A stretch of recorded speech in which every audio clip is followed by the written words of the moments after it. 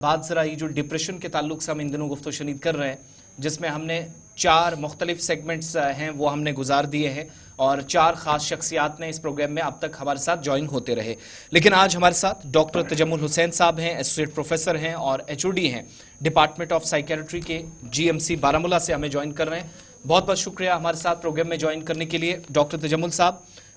खुशामदीद आपको प्रोग्राम सलाम JK में कहेंगे। सबसे पहले जम्मू कश्मीर के अंदर जो इस वक्त सूरत हाल बनी है या बन रही है,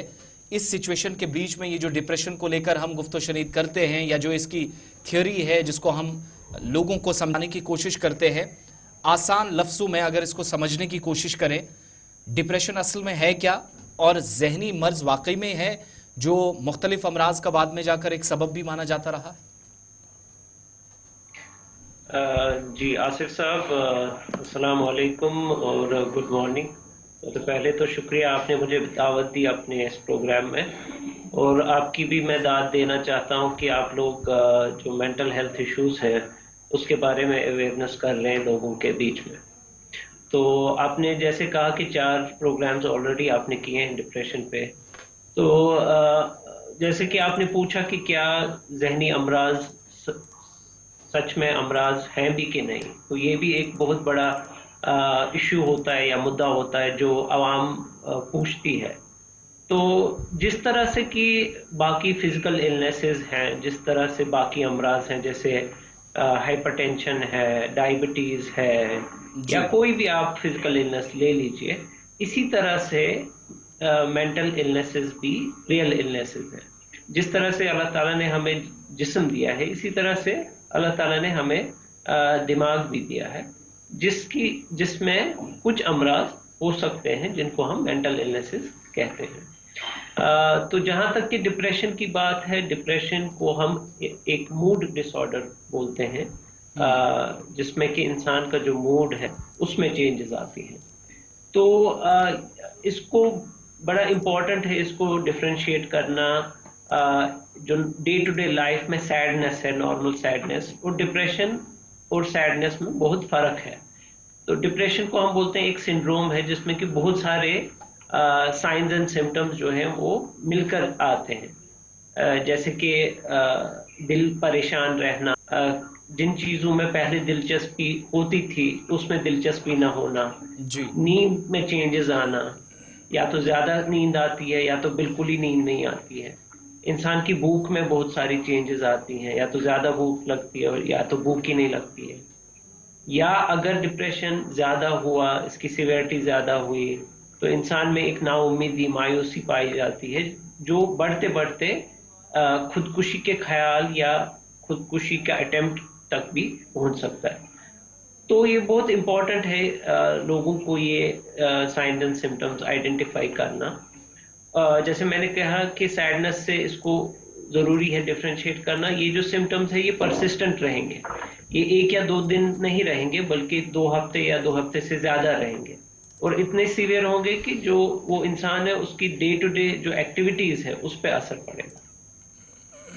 तो डॉक्टर साहब, एक बड़ा इम्पॉर्टेंट फैक्टर ये भी है, जैसे आपने कहा कि ये बुनियादी मामला किस तरीके से बनता है, लेकिन जब मैं कश्मीर के ज़ाविये से बात करता हूँ तो अभी भी इस पूरे मामले को हम बड़े मनफी अंदाज में देखते हैं। और नौजवानों की बात करें या छोटे बच्चों की बात करें, जो आजकल अक्सर, कल भी डॉक्टर साहब बता रहे थे कि अच्छी खासी तादाद में बच्चे जो हैं, स्कूल गोइंग चिल्ड्रन जो हैं, वो भी इस डिप्रेशन का शिकार हुए हैं। अब मोटी बात यह है, जो मैं कल भी डॉक्टर साहब से जानना चाह रहा था, एनजाइटी और डिप्रेशन अगरचे 2 अलग अलग चीज़ें हैं, लेकिन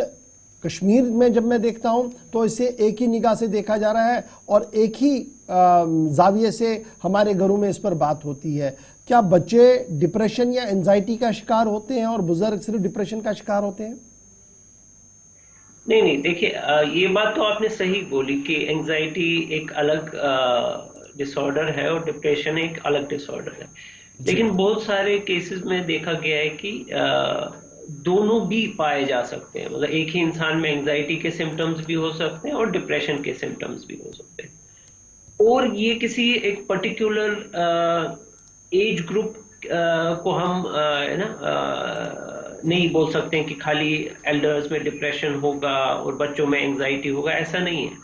बच्चों में भी एंजाइटी हो सकता है और डिप्रेशन हो सकता है, और एल्डरली में भी दोनों चीजें हो सकती हैं। तो ये हो सकता है कि प्रेवलेंस जो है, मतलब शरह जो है वो डिफरेंट हो बच्चों में या एल्डरली में, लेकिन दोनों में डिप्रेशन भी हो सकता है और एंजाइटी भी हो डॉक्टर साहब, सकता अगर इन दोनों चीज़ों को हमने अलग अलग करना हो, मैंने डिप्रेशन देखना हो, किसे कह रहे मोटी मोटी बात जो आपने बता दी, एंजाइटी को कैसे हम चेक करें कि यार मेरे अंदर एंजाइटी है नहीं है, मेरे आसपास जो लोग हैं ये डिप्रेशन के शिकार है या एंजाइटी के शिकार है, अगर मैंने एनालिसिस करना हो घर बैठे, ताकि हम उसको प्रॉपरली गाइड करें, प्रॉपरली उसको डॉक्टर के पास ले जाए, तो कौन से ऐसे पैरामीटर्स है जो मैंने फॉलो करने पड़ेंगे इस चीज़ को लेकर?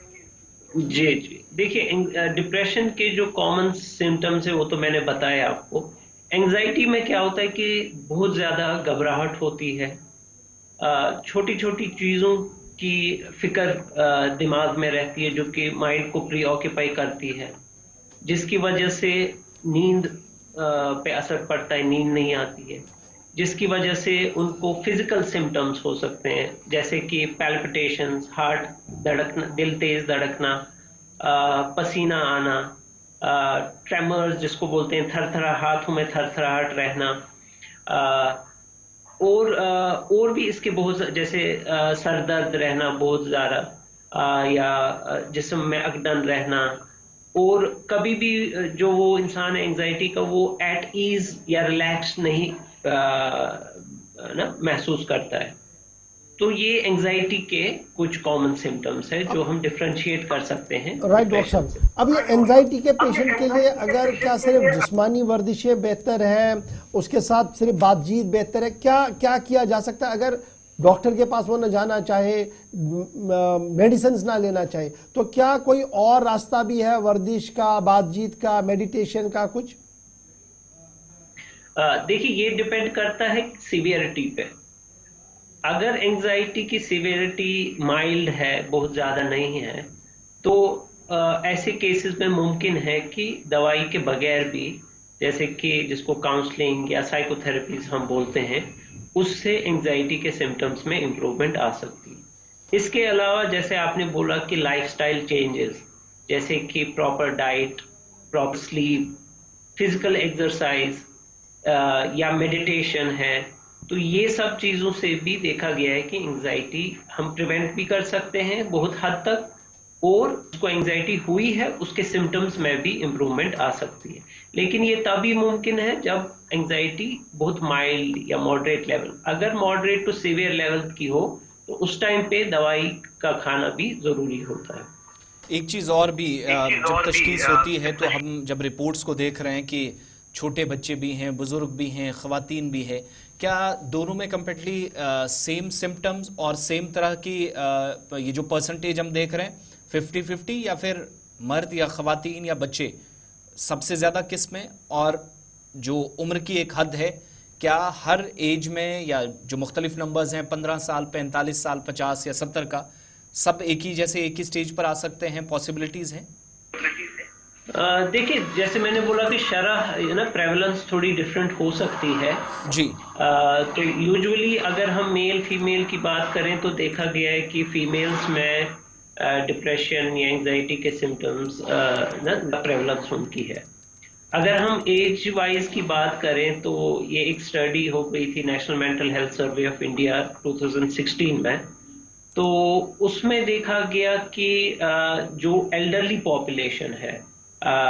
60 और 60 से अबव, उनमें अगर हम कंपेयर करें विद यंगर पॉपुलेशन तो देखा गया कि एल्डरली में डिप्रेशन की प्रेवलेंस ज़्यादा पाई गई। तो लेकिन अब थोड़ा सा ट्रेंड जो है वो चेंज हो रहा है। रिसेंट ईयर्स में हम देख रहे हैं कि जो हमारे छोटे बच्चे हैं, जैसे टीनेजर्स हैं, उनमें भी एंजाइटी और डिप्रेशन